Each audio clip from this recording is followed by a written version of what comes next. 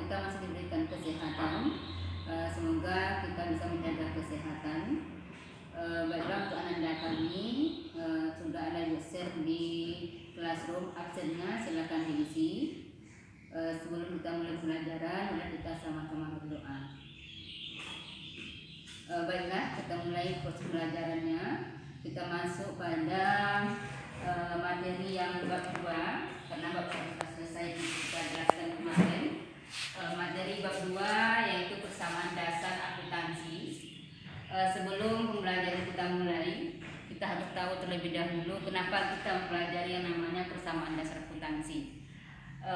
Tujuan kita mempelajarinya adalah supaya kita dapat menjelaskan mengenai konsep persamaan dasar akuntansi. Yang pertama kita lihat konsep persamaan akuntansi. Persamaan dasar akuntansi atau diistilahkan dengan accounting equation adalah keseimbangan yang terjadi ketika terdapat suatu transaksi. Nah, kemudian kapan terjadinya keseimbangan? Yaitu terjadi ketika aset atau aktiva sama dia dengan kewajiban atau pasifa. Ini dia dikatakan dia sebagai persamaan dasar akuntansi. Nah, kemudian apa itu aktiva? Aktiva adalah seluruh kekayaan yang dimiliki oleh perusahaan. Nah, kalau ada aktiva, tentu ada dia pasifa. Nah, pasifa itu adalah hak orang lain yang terdapat pada perusahaan. Ini mengenai aktiva dan pasifa. Nah, untuk pasifa ini dia memiliki dua bagian. Yang pertama yaitu ada kewajiban pada pihak luar perusahaan.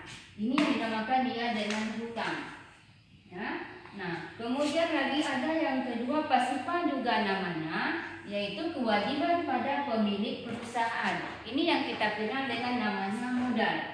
Nah, dalam persamaan akuntansi sudah dijelaskan tadi bahwa dia memiliki yang namanya sama. Ya, keseimbangan terjadi ketika aset atau aktiva sama dengan kewajiban atau pasifa. Nah, dengan dasar inilah maka bisa kita buat rumus secara sistematis bahwa persamaan dasar akuntansi rumusnya adalah aktiva sama dengan utang tambah modal. Ini mengenai rumus yang secara sistematis yang telah tersusun mengenai persamaan dasar akuntansi. Nah, sekarang dijelaskan apa itu aktiva, utang ataupun modal, karena dia memiliki pengertian yang berbeda-beda. Nah, yang pertama kita lihat aktiva. Aktiva adalah seluruh sumber daya yang dimiliki oleh perusahaan. Nah, apa contohnya? Kas, ya, piutang usaha, beban dibayar di muka dan lain-lain. Nah, kemudian yang kedua ada hutang. Apa itu hutang? Hutang adalah kewajiban perusahaan untuk melunasi sejumlah uang pada pihak perusahaan. Ini yang kedua, unsur yang kedua. Unsur yang ketiga adalah modal. Modal merupakan hak pemilik atau investor terhadap harta perusahaan. Nah, ini mengenai pengertian dari persamaan dasar akuntansi. Ya. Nah, kemudian setelah kita bahas ini nanti kita akan ketemu, karena di dalam aktiva ini bukan ini aja, masih banyak lagi yang lain. Ya. Masih banyak lagi yang lain, ada namanya peralatan, ada namanya peralatan, kemudian perlengkapan, dan masih banyak juga lagi. Kemudian hutang juga nanti ada namanya hutang jangka pendek, ada hutang jangka panjang. Nah, kemudian modal juga demikian. Ada modal di dalam perusahaan, ada modal yang namanya di luar perusahaan. Nah, ini mengenai pembagian pembagian aktiva, hutang dan modal.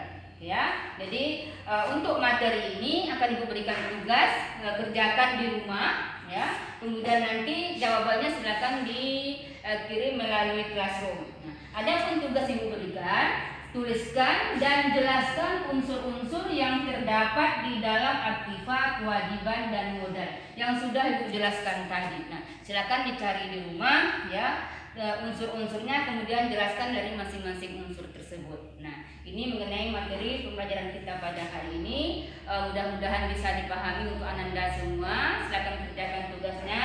Bu akhiri. Assalamualaikum warahmatullahi wabarakatuh.